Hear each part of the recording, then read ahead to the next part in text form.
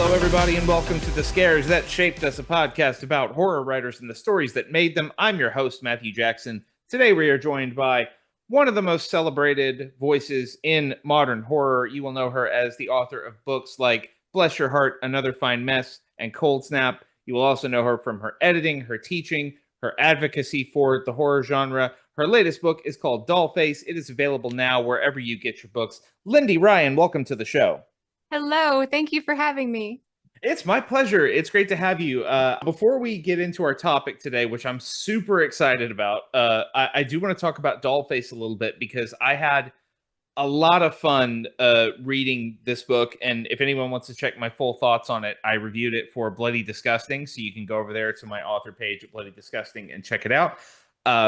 But it is so much fun. I loved your take on slashers. But for any of our listeners who don't know what Dollface is, would you mind offering a little taste? Sure.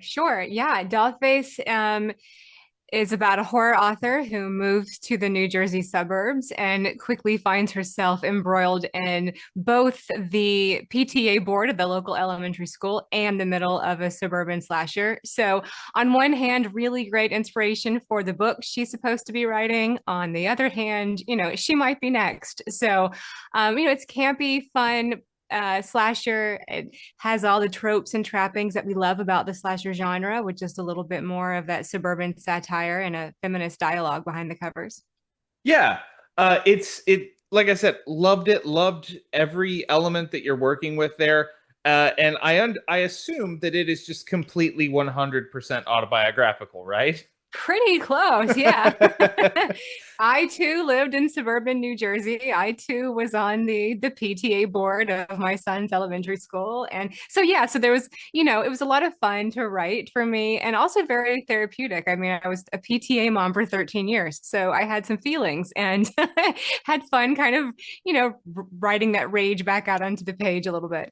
You do have this. I mean, first of all, it's just from a very basic horror fan level. Your protagonist and narrator Jill is very fun to read because she is something that I definitely relate to, which is a person whose entire life is steeped in horror and goes out with her horror T-shirts on, and she has her horror coffee mugs and all of these other things, and she gets those looks and those sort of interesting conversations. I was just at a work event for my wife who does not work anywhere near the horror genre, and had to explain to some people what I do for a living, and where my interests are. And it's you always get that sort of nod of like, oh, interesting. Yeah, That's yeah, interesting. yeah. The skull print tights get paraded out every once in a while, and they definitely get looks. But yeah, when I know as a woman in horror, when I tell people if I'm sitting at a book signing table somewhere, somewhere that's not horror specific, everyone comes up to the table and they think, what do you write? Fantasy, romance? And I'm like, no, horror. And I always get that look. There's always that brief flicker that goes across the face, and they're like, oh, and they kind of walk away. And that's been the story of my life.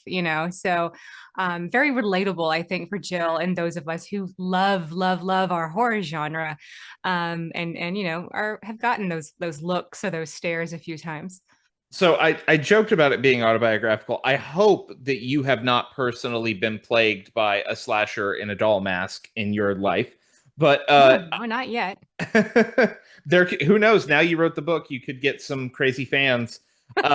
But uh, I love as a fan of the slasher genre. I love the mechanics of it.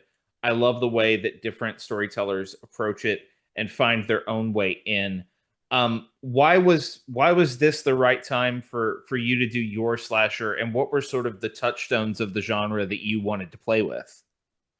I actually wrote Dollface before I wrote Another Fine Mess, which was the sequel to Bless Your Heart. So I had written the initial draft of Dollface a few years ago, and it kind of, lived in the box while we worked on the series. For me, I am like, I don't know. I guess I've always wanted to write a slasher. I'm such a slasher girl. I love the story, and I love how they're so on the nose and how they're so predictable and yet still so much fun. And they're just there for a good time. And I felt right now the world's in a place where we could all just have a little bit of fun. And if that comes with an ice cream scooper eye enucleation, then so be it. So I also have to ask now that we've talked about our mutual love of slashers. This is not you did not pick a slasher as your topic today, but I do want to ask what your favorite slashers are, just because I love talking about them.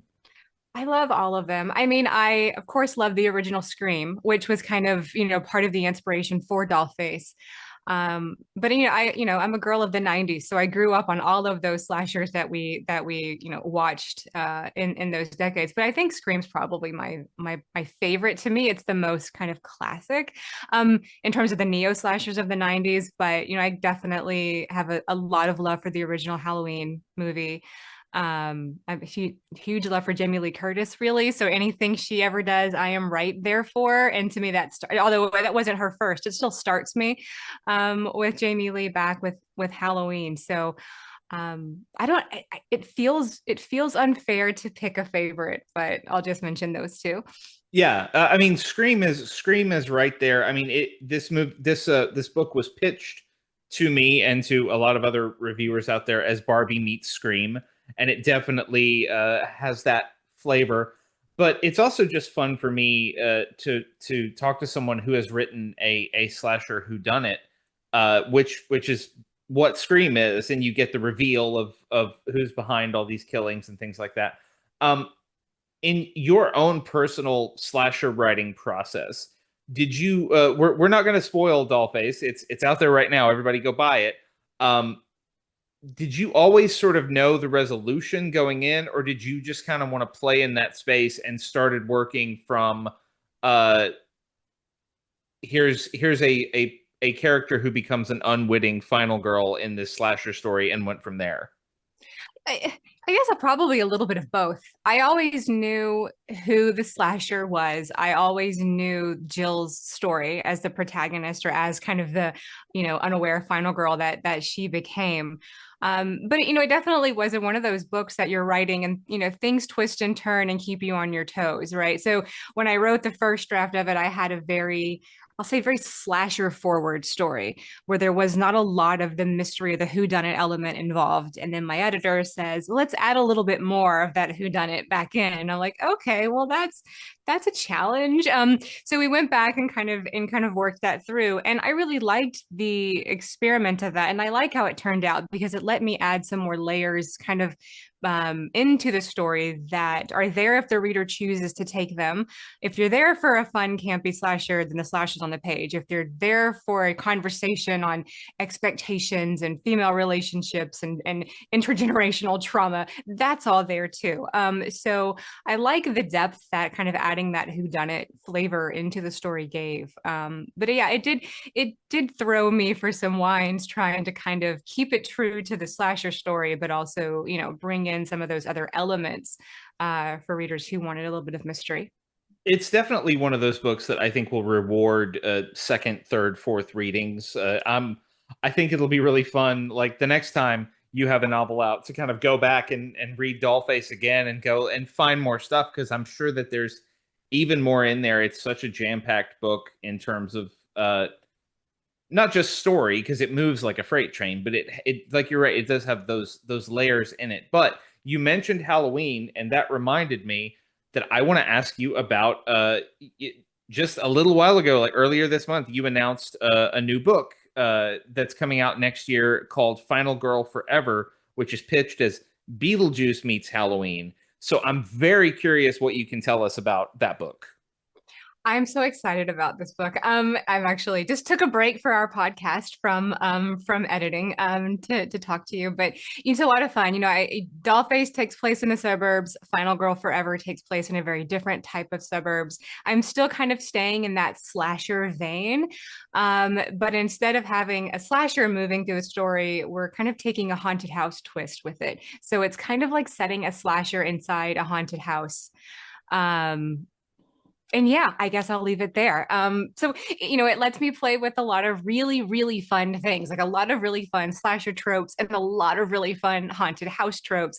And the log line is something like a washed up scream queen buys a gaudy Southern McMansion to stage her own comeback and dies on night one, right? And then she kind of finds herself getting stuck haunting the house, and then has to step up one last time after a botched exorcism or a botched seance and protect the family that lives there and kind of put her life back on the line as a final girl. So it's a lot of fun. It's a challenge to write.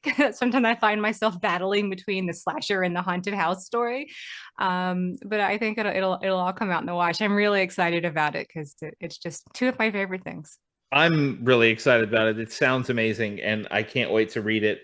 Um, but let's get over to our topic because, like I said already at the top of the show, I'm so excited about this because we've been doing this show for coming up on 2 years at this point, and we have had the Stephen King picks, we have had the Clive Barker picks, and now thanks to you, Lindy Ryan, we are talking about another pillar of my early horror reading. We're talking about Anne Rice and her debut novel, The Launch of the Vampire Chronicles, Interview with the Vampire. Nice. Which was a very important book for me as a young reader of horror, and I'm sure a very important one for you. So I want to ask you, Lindy, what was your first exposure? What do you remember about your first time experiencing Interview with the Vampire? Oh my gosh. So Interview with the Vampire is remains probably one of my favorite novels I've ever read. And it was so formative for me as a reader, as a writer, as a woman in horror. And it certainly wasn't the first horror thing I'd ever read, but it was kind of the first adult horror novel I chose for myself. And I very vividly can remember, I think I was a freshman in high school. No, I don't think I definitely was a freshman in high school, but my family went to this flea market. There's this big flea market outside of my hometown that runs like the first Sunday of every month. And I was in there and they had this, amazing bookstore, which was primarily like mass market paperbacks covered in dust. It was a whole vibe in this bookstore. And I found Interview on a bottom shelf covered in dust for a quarter. So I was like, sure. And by then I'd already seen the movie, with Tom Cruise, Brad Pitt, Antonio Banderas. That movie came out in like what 93 or 94 or something like this. And we're, 97. So I had seen the movie, I loved the movie, and I found the book, which was also kind of one of the first moments of my life where you can have both, right? A book and a movie with the same characters. It was kind of a aha moment. But yeah, I snatched it up. Luckily, it was affordable, being all of a quarter, and I took it home and I inhaled it. And then I went directly to the library and continued buying or renting out the Vampire Chronicles and went back to, the Vampire Lestat, which is the next book, and then Queen of the Damned. But it was such an incredible experience to read that book for the first time because it was so different than anything I had read before. It was the first time I had read anything written by a woman in horror, because I had been brought up on Stephen King and Dean Koontz and kind of those types. And hadn't read any of the incredible women in horror who I've read since. So it was a different approach to storytelling, right? It was not reactive. It was so lush and so generous and so steeped in personality. And I'm such a history buff. I love the history of the story too. And growing up in Southeast Texas, New Orleans isn't that far, and that's where such a big chunk of the story is set. So I have this kind of like Cajun Creole, part of my life as well. So I felt very comfortable in this environment that she had created in this novel. And I fell instantly in love with Lestat because who doesn't love a brat prince? And, I loved everything about the story, the writing and the complications and the arrogance and the fear, everything that I was kind of looking for was there. And on my first read, I read it my first time at 14 years old. And the last time I read it, it was probably in my late 30s, just a few years ago. A very different reading experience when you come back to something, 20 Yeah. years later. Um, But yeah, it just kind of opened my eyes to a different way of telling horror stories, a different way of building emotion and creating characters that were so nuanced and so tragic and so romantic and so insufferable, kind of all together. That because Lestat and Louis and everyone, they're such complex characters. And I love that because that was not something I had experienced before. And so it kind of took me out of thinking he's just a vampire, right? And all that entails to, this is a person and this is their story. And it just kind of changed the perspective for me on the story and the way that you can build that craft, and kind of really build an entire universe of these kind of characters and the kind of horror and these kind of stories. Yeah, it's funny. My first encounter with it is very similar to yours in that I also saw the movie first, but this is a funny thing. I've talked about this many times on the show before. My listeners will be aware that I was not allowed to be near the horror genre when I was a kid. Um, it was not something that my parents were comfortable with. But when I was about 15 into 16, they started sort of letting things slip through.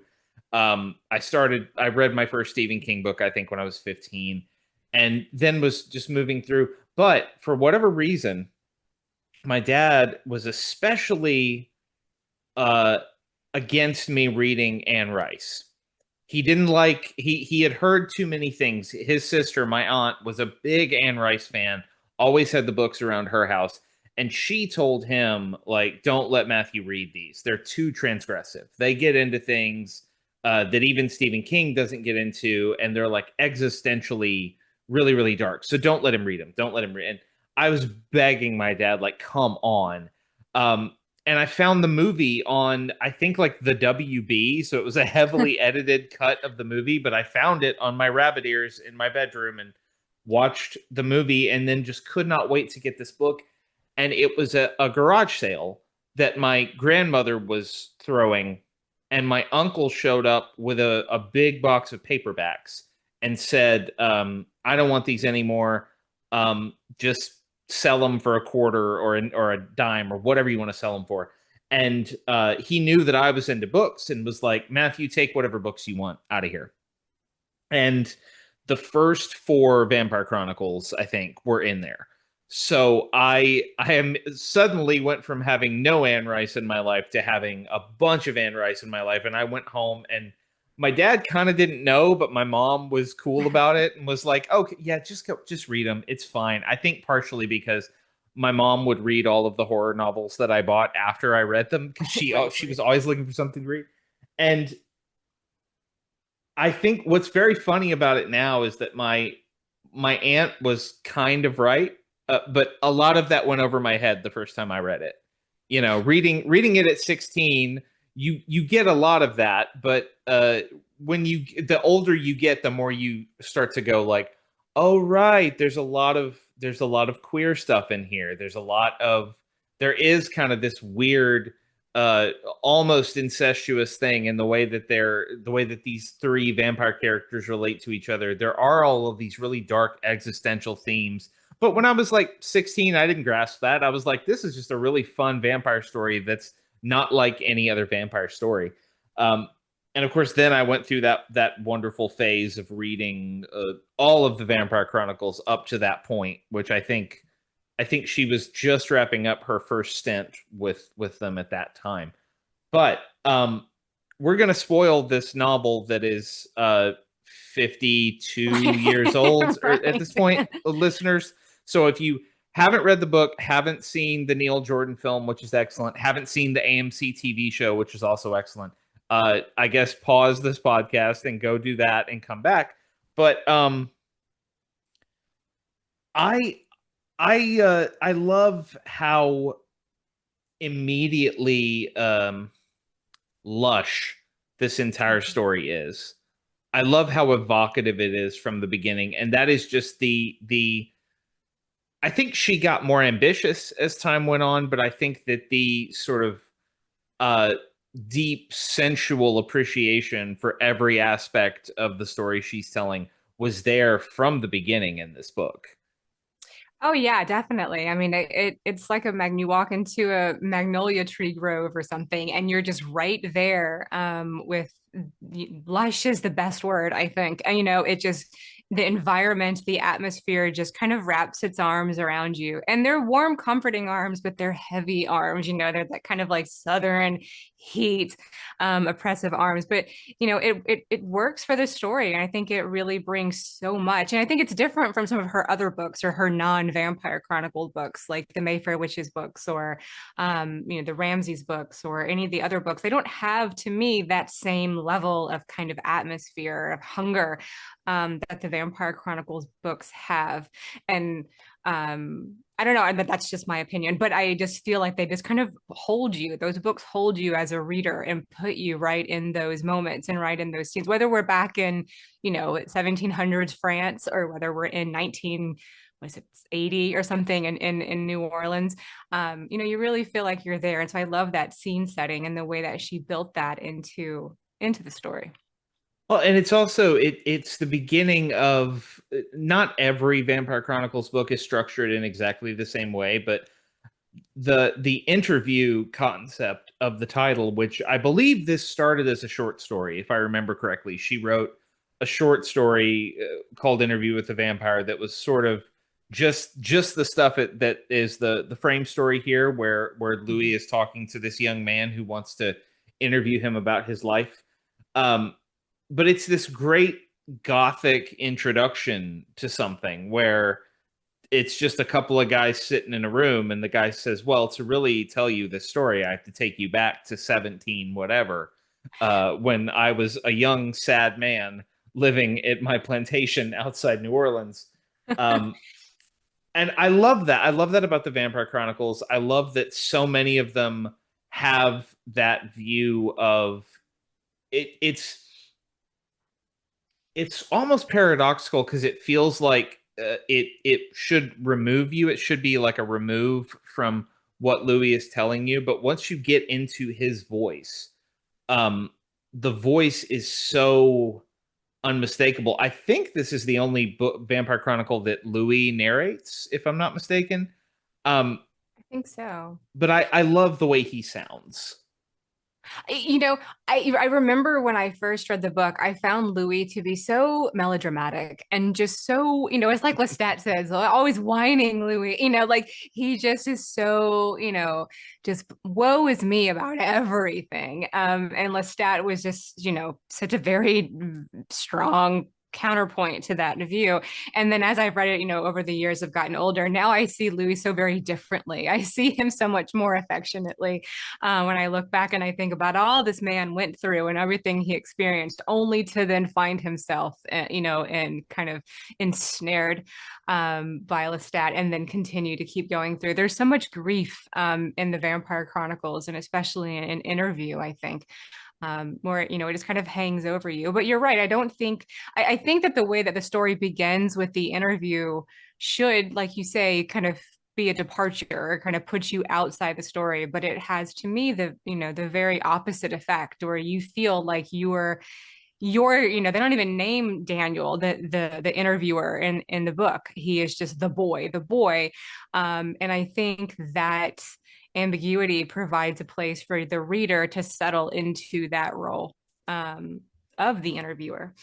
Well, and talking about reading it again later, because I had my little moment a year or two ago where I just sort of decided I'm in a mood to go back to Anne Rice, and so I read a lot of the Vampire Chronicles, and I reread those, reread the Mayfair Witch trilogy, in this wonderful like summer of just going back through all these books. And the thing that I didn't notice at the my first time encountering this novel that's there now is how much contrast she puts in it between Louis and Daniel, who would become a very, very important character in the Vampire Chronicles later on, and the contrast between Louis and the way that Lestat sees the world, because Louis decides to become a vampire. In the movie, they make it his wife and child presumably to make it sound sadder. But in the book, it's his brother died. Right. He and his brother ran this plantation together. His brother dies. He is grief stricken and doesn't see the point of living anymore, and just drinks his life away until he meets Lestat, and Lestat offers him like, "Hey, I can make you what I am, and you can live forever, and you'll see the world in ways that you've never seen it before." And Louis views that as the antidote to his grief. He views it as a rebirth, a chance to start over, and assumes almost that if he gets this reset button that Lestat is offering him, and he gets to do all of the cool things that Lestat can do, he will be cured of his grief. He'll just kind of be able to go back to living life in a way that will be more enjoyable. And of course, he immediately finds that that is not true. Right. Um, Right. It's like, yeah, where yeah. whereas Lestat is like, "What are you talking about? This is amazing." Well, it's also very interesting. Like I've got so much to say on that topic. Like, and the film leaves, and so many people are familiar with the film, if not the book, they leave out so much of Louis' story. Like you say, they make it his wife and child who had passed, not his brother. They leave out Babette completely, and I love Babette's character. And importantly, they also leave out Lestat's father, who is still alive in the beginning of his life with Louis, and he comes and lives in that plantation, and it creates all this like domestic drama for the two of them, and all of that is stripped out of this, the kind of, I don't know if they've done it in the television show because I haven't seen it, but in the movie, none of that's there. So we have this very, I would think, narrowed view of Louis, and who he is, and how those their alternating perceptions of the world and this kind of the dark gift don't align. And we also have no idea of Lestat's history. He, didn't have such a grand time of it himself when he was turned, back by, I can't even think of his creator's name. I just remember that it starts with an M. Magnus. Magnus, there we go. And Yeah. so all of that context is missing in the film, but when you're reading the book, you're seeing so many more layers. I'm such a layer girl. Like I hear it coming out of me as we're talking about it. But all of that is so integral to the way they both see and respond to the world around them, and the level of patience that they individually have for their own lifestyle. Lestat's dad alone is such an amazing addition to all of this. And it really is one of those things that people forget. And it's such an interesting, what I love about Lestat's dad in particular is he is such a clue to who Lestat is. And for those who don't know, like the backstory of writing these books is Anne Rice wanted to be a successful novelist, wrote Interview with a Vampire, got rejected by a bunch of publishers, and then got this amazing deal. And it was published. The movie rights were optioned like almost immediately in the 70s. And she was on her way. She was like, "I'm a novelist now, yay." And then went off and wrote a couple of pieces of historical fiction. Didn't just keep writing vampires. It wasn't until over a decade later that The Vampire Lestat came out. And she had a tough time of it in the interim, but the consistency between who Lestat is in Interview with the Vampire and who he is in the later books is so wonderful. And Lestat's father is a big part of that, because this is a kid who we learn in Interview that his dad never thought much of him. His dad kind of always thought, you're going to be the weak one of my kids. You're going to be the one that you're I think he says gentle. I think that's the way that he views his father views him, as you're the gentle one.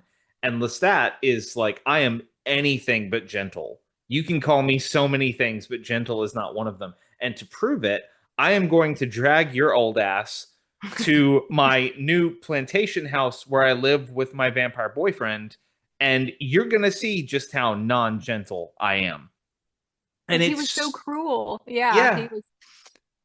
it's such an interesting insight into who Lestat is, because so much of Lestat's entire arc as a character is trying to prove to himself that he made the right choice in the way that he's living his life. Whereas Louis is constantly questioning, like, did I make a mistake? Should I not be here?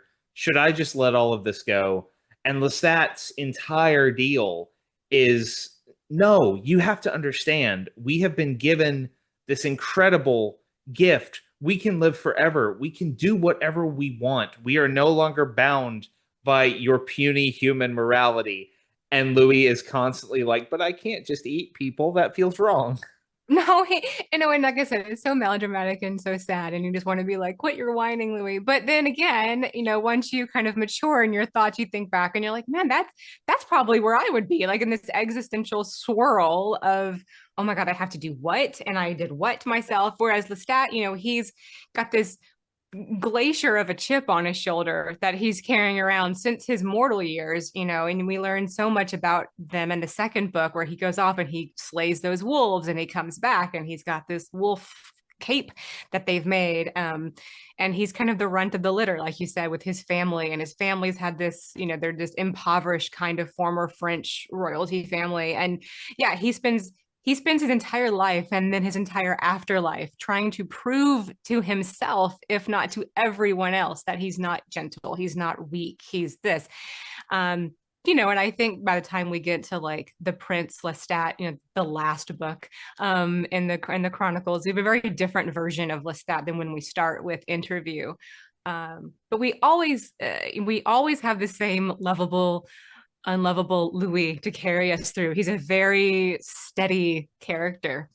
This is the other fascinating thing about Louis as a character that and I know we have sort of broadened our discussion to talk about the whole Vampire Chronicles, but that's absolutely fine with me because I'm a nerd like that. But Louis, he is so paradoxical, and I think that the easy way to look at this, like, or the most straightforward way, the way I probably looked at it when I was 17 years old or something like that, is um, to Louis, Lestat is a villain, but to Lestat, he is always the hero, and so that is why the vampire Lestat exists, is to let us know that actually I am just a misunderstood um, hero trying to do the best I can to express myself in a world that doesn't understand me. Whereas Louis is much more. It feels like he thought that vampirism would be like hyper humanity, like he would have all of the same qualities that made his life good back when he remembers his life being good as a human, with the added benefit that he can't really die, or at least he's much much harder to kill. And he obviously finds it is way more complicated than that, and Lestat is there to go, no, it's not. It's not that complicated.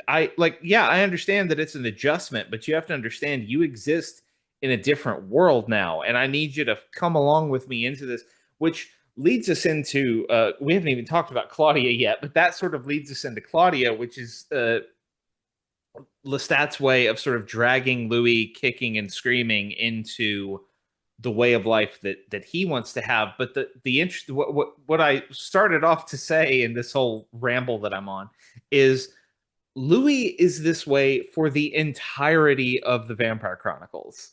Mhm. Like everyone else is like, okay, well, we have to fight this battle to destroy the queen of all vampires and find a new queen, or we'll all die. So we have to figure out a way to sort of replace the source of all of our existences.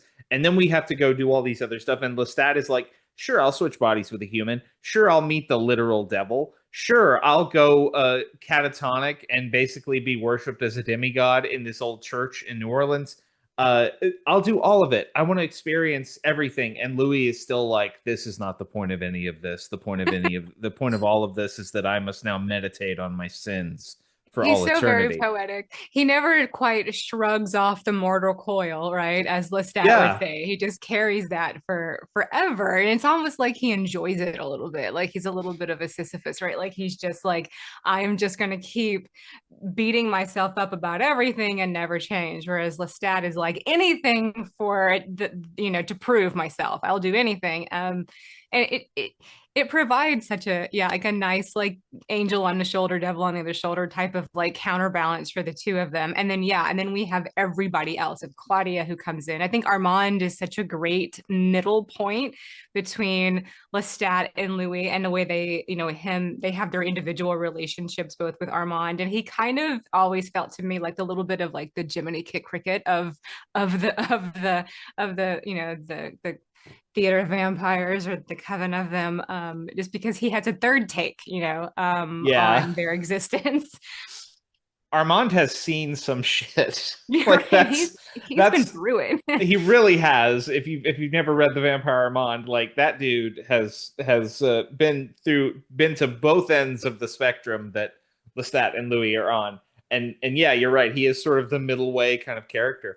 Um, but let's talk about Claudia, because Claudia is the most loaded, I guess, character to talk about in this book, because again, getting into the backstory of how this was written, Anne Rice had a daughter named Michelle in the 1970s, when she was still a struggling writer trying to break through.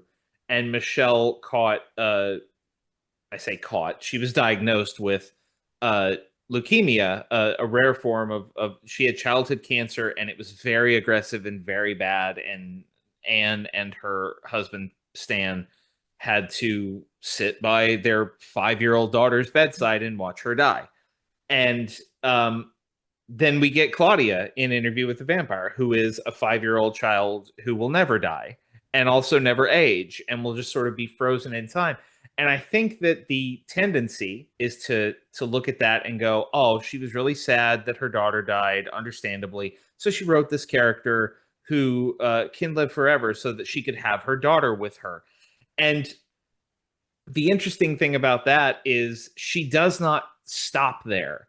If she had done that and just sort of been like, "I miss my daughter, so I wrote this character," no one would have been able to argue with that, because that makes perfect sense. But Claudia, she goes further. She says, okay, Claudia is essentially a pawn in this game, because Lestat encourages Louis to make Claudia a vampire so that they can have a daughter together, and then there will be something for Louis to live for. He will have someone to nurture and care for and guide.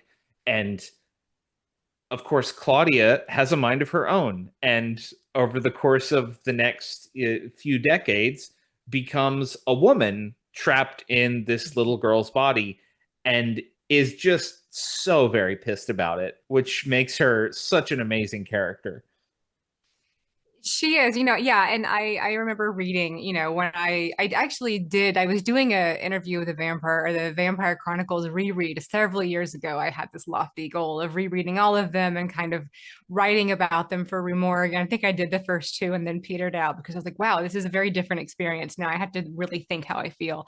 And during that, I read a lot about Anne and her daughter and what she had gone through. And I'm a mom myself. And like you say, you initially think it's grief. It's this way of kind of writing this grief and this loss, and giving it life again.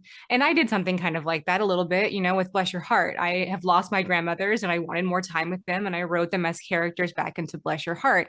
Um, but what I have kind of come around to thinking about Claudia in specific is that it's not necessarily grief, it's anger, that I think fuels Claudia as a character. And you mentioned that she grows up, she becomes a woman, she's alive for 60 or 70 years, and she's trapped in the body of this like young child. And we see her absolute ferocity over this choice being made for her, how it comes back out and how she interacts with, I can't think of the name of the woman who makes the dolls. Bernadette, is that right? It sounds right. We'll go with Bernadette. And kind of like wants this experience, and she wants this, and she wants this body, and she wants this experiences, and she wants the romance, and she wants all of these things that she can't have by design. And I just see the anger there. I see, a child whose life was stolen from her, and she never got to become her own person and a grown woman and have all those experiences in Claudia. So as as mean as Claudia is, and as many, kind of evil, dark, I don't know, you can't really assign morality to the vampires here, but like the things that she does with poisoning of the two boys and, killing them with lithium and then using them to try to get Lestat to drink the lithium. All these things that she does are fueled by this rage of the decisions that were made for her. And I don't think I know any other woman, no matter of their age, that's not furious about decisions made for her. So yeah, Claudia becomes kind of a huge character, even though she's only in the book for a portion of the story. She's so loaded, like you said. There's so much to pick apart with who she is and why she is, and the motivations behind her, and where she really fits into the story for herself, but also between the two of Lestat and Louis, and to a lesser extent even Armand as well, and what he deals with the theater. And the rules, the vampire rules about killing one of your own kind and making one so young. I'm going to jump in here because I looked it up because I can hear somewhere there's a Vampire Chronicles fan screaming at me through their phone right now. The doll maker's name in Paris is Madeleine. Madeline. There we go. Madeleine, yeah. So we have the character name there. Yeah, Claudia is so interesting because she is such a she emerges as this pawn who decides that she wants to be in charge of the game, and it is this interesting entryway into something. Louis and Claudia together are two different sides of the entryway of so much of the Vampire Chronicles, because we get it in the Vampire Lestat when Lestat talks about Magnus, who Magnus is essentially an absent father. Magnus says, I'm going to make you into a vampire. Here's all this money that I have. Bye. And then he sets himself on fire, and that is it. We have the toxic relationship between Akasha, the Queen of the Damned, and her various scions. We have it happens in the Vampire Armand. We learn about Armand and how he was made and what he went through as a young vampire. Marius has it in Blood and Gold. It goes on and on and on. This is a story about um parenting, almost like it's a story about not parenting, but it's a story about growing up in a world where the adults in the room don't necessarily know what's best for you, and you just sort of have to find your own way, which Louis does in his own way. Lestat definitely does. Armand does. Um, and I think, yeah, I think a lot of it is born of anger. I think a lot of it, especially when you think about Rice's um, relationship to faith at this particular time. She would later go back to Christianity and become very devout. Um, but at the time, she was absolutely rejecting all of those sort of moralistic traditions into which she'd been brought up. And you can see that in these books, and I think you especially see it in Claudia. Yeah, absolutely. I would definitely agree. That's, Claudia again, she's such a little dynamite, right? There's so much to think about and talk about with Claudia. And there's not a whole huge amount of kind of all of the female vampires in this world have a lot to talk about. Beyond Claudia, there's Gabrielle, Lestat's mother slash lover. There's Pandora. There's a few others, far and few between, but they all have a big story to them, and we get some of their stories in their individual books, but not all. Like we don't get Gabrielle's too much, but looking at the different lenses through which Anne viewed everything through, it's just really interesting how she created this entire, community, I guess, of lived experiences, with all of them being floundering or kind of left to survive on their own, kind of as you pointed out. So before we get into a couple of craft questions that I want to ask centered around all of this, I have to talk about the wider series, because I think we finished with 13. I think there are 13 Vampire Chronicles before Anne passed, not counting the two New Tales of the Vampires books, which are, well, Pandora is quite related to the rest of the story. Vittorio the Vampire, not so much. So, um, lots of material here. Do you have a is this your favorite Vampire Chronicles book, or do you have a different one? Because this is a question anytime I meet another Vampire Chronicles fan, this is the thing we talk about. Oh gosh. Yeah, I think the Vampire Lestat is actually my favorite one. Um of this series. I wasn't I like Queen of the Damned as well a lot because I like going into the history of the world of the mythos, I guess.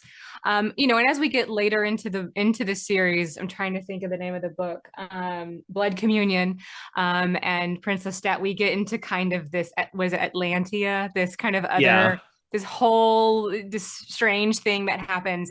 But when we're looking at the original, kind of like the Vampire Chronicles originally, yeah, I think the Vampire Lestat is probably my favorite. It's the one I've read more than anybody else, so that is probably the proof of the pudding right there. I go back and forth. I used to always say my favorite was Blood and Gold because I'm just fascinated by Marius as a character. But Mm. when I did my big reread a few years back, I got really into Memnoch the Devil, because I was able to appreciate as an adult what I couldn't appreciate when I was 18 or 19 or however old I was the first time I read that book, which is just the audacity of it. The audacity of I have now because if you read any interview with Anne Rice about these books, and I was lucky enough to interview her one time when Prince Lestat came out, you feel her kinship with Lestat. She's very much like that is my hero. That's my guy. He is always in my head. I always hear his voice, no matter what I'm writing about or thinking about. Um, so I just love that she had the audacity of like, I'm successful now. Everyone knows who I am. I can basically write wherever I want. I'm going to have my hero meet the literal devil and go back all the way through the story of Christianity so that he can pick apart all of these things that I've been trying to pick apart my entire life. I love how just bonkers going for it that book is. I Memnoch is not one that I've reread in many, many moons, but I remember the reason that I haven't reread it is because it's so bonkers all over the place and such a different type of story, different type of book than the others. Like it definitely, I remember it standing out. Is that the one where he gets to go into a living body again? No, that's Tale of the Body Thief. That comes Oh, right before. that does make sense. Right. Okay. Yeah. So I my rereads are that's a nice gap for me in my rereads. But I think Anne was a woman who struggled with her faith and religion through her life. I mean, growing up as a Catholic schoolgirl, and then, I don't think any parent can lose a child without fundamentally kind of rocking their belief system. And then of course losing her husband Stan again, and then she had kind of this kind of reacclimation into her faith with some of the other books that she wrote toward the end of her time. Really shows us as a person. And I only had one conversation with Anne myself. Unfortunately, I would have loved to um, pick her brain, right? Yeah, But she was a human like the rest of us, and she had this really interesting struggle with her own life, and that came out in her work, which I think is a lovely privilege of being a writer. You get to kind of explore yourself through your characters and through your stories. absolutely. But so this is a show about formative horror stories and the way that they shape the imaginations of our guests. And we've already talked about that quite a lot, but I want to talk about it from a little bit more craft perspective because when I think about your work, and Anne Rice's work together, like you've also written vampires, so there's that. But I think of you both as very voice driven writers. I think that when I think of Anne, I don't tend to think of Anne. I tend to think of Lestat and Louis and Armand and uh, the voices that she crafted over all those years writing these vampire books. And when I think of your work, I tend to think, especially with Dollface fresh in my mind, of voices, very clear perspectives and ways of looking at the world that jump off the page at us. Um, do you feel like you carry? Do you feel like that's something from Anne Rice's work that you carry directly from experiencing those books at a young age to writing your own stuff. I would I would think so. Even if it's a kind of subconsciously there. I'm very character driven, and I think that characters, you know, pull the story along with them. So the story, whatever the events are, whatever's going on, happens around the characters, and it's the character who reacts, responds, fights back, doesn't fight back, whatever. Like the character makes those choices, and that being such a big Anne Rice reader and reading other authors like that when I was kind of a formative reader, really instilled in me how important it is to know who your storytelling character is, who your protagonists are, who has stakes in the story, to put a vampire pun on it. Um, and because they're going to be the ones that your reader is connecting with, right? Your reader is going to connect with the character, not the creature. And that's how the story gets told, is through that character's lens, through their filter of how they experience everything happening around them. So I certainly believe in having very well crafted, multidimensional characters that reflect real people, because that's when the story becomes authentic. I also want to ask, you mentioned Anne being the first woman in horror that you read. And I think that that is the case for many, many, many horror fans, myself included, um, where you, especially if you're around our age, right? Like I was born in '86, and I believe you said you were in high school in like the late '90s, so we're a few years apart, but I think it's the kind of close generationally for that generation of readers. Like it really was, you read Stephen King because he's the big name, and then maybe you read Dean Koontz, or if you're a freak like me, you read Clive Barker, and then you look around and go, well, who else should I be reading? Oh, Anne Rice. She is a very famous woman who writes horror novels. And of course, she was far from the only one, but she is so much an entryway into that women in horror thing.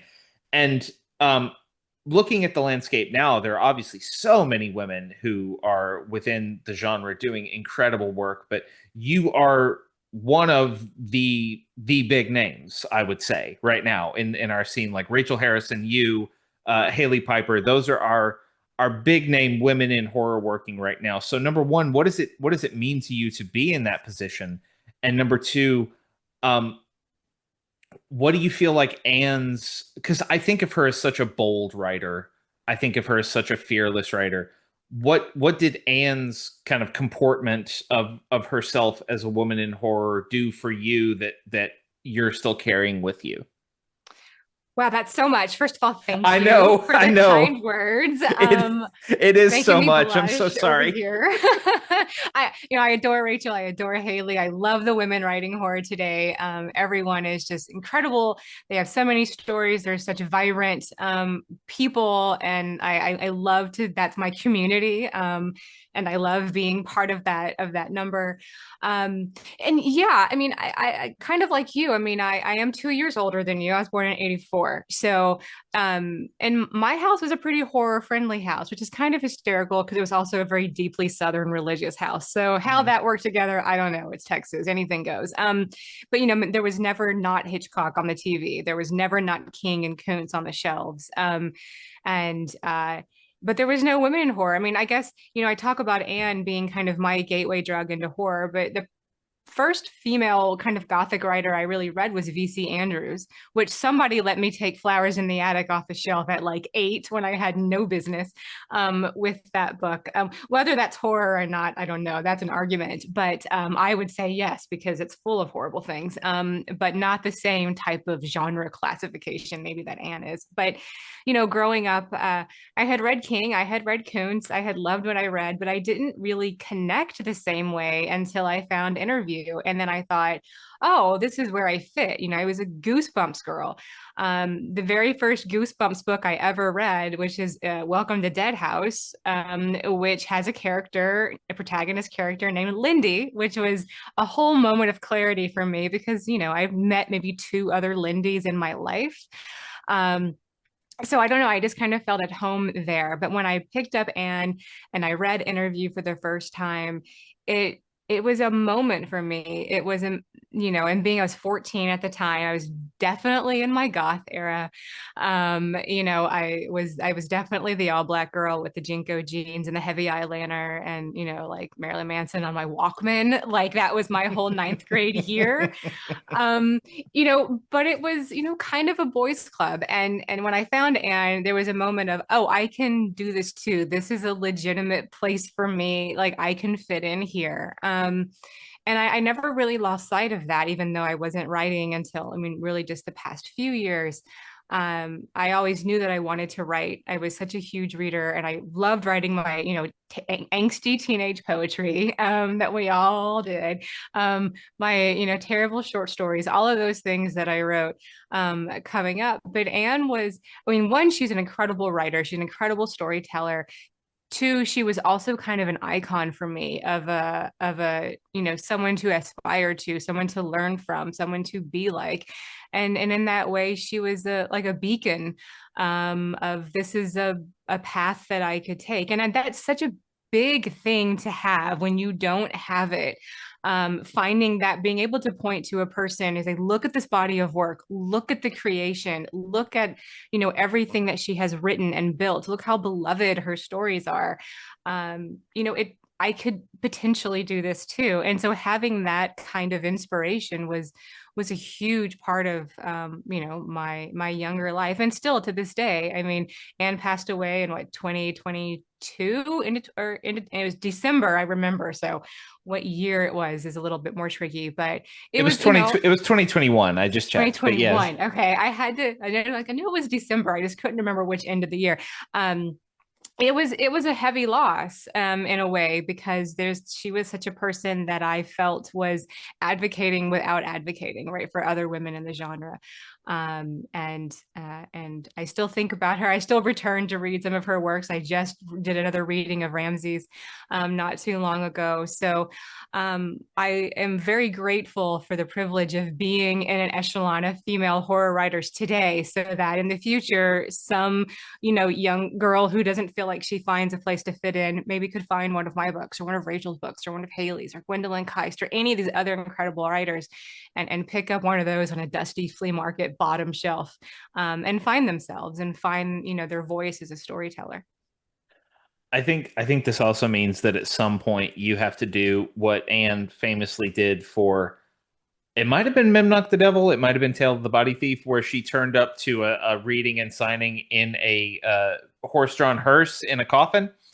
Um, I would be down for that. Yeah, I could definitely get on board with that. somebody Plan. make this happen for Lindy, so we can have that incredible image. Um, Lindy, before we let you go, will you please let everyone know where they can find you online and keep track of all the cool stuff you're doing?